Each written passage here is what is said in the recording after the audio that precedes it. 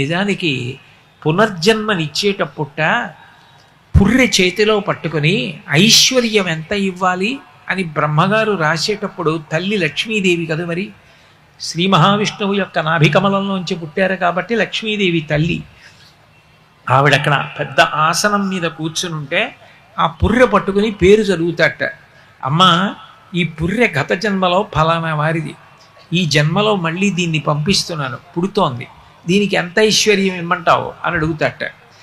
గత జన్మలో ఏం చేశాడు అని అడుగుతుందట అమ్మవారు. కబుర్లు చెప్పిన వాడికి కాదు అమ్మవారు ఇచ్చేది, ఇలా పెట్టినవాడు ఎవరున్నాడో వాణ్ణి చూస్తుందట అమ్మవారు. ఆవిడ పేరు చెప్పగానే ఆవిడ సర్వజ్ఞ, ఆవిడికి తెలియదు వాడా ఎంత చేశాడ్రా అని ఒక్కసారి కనుబొమ ఇలా పైకెత్తుతుందిట.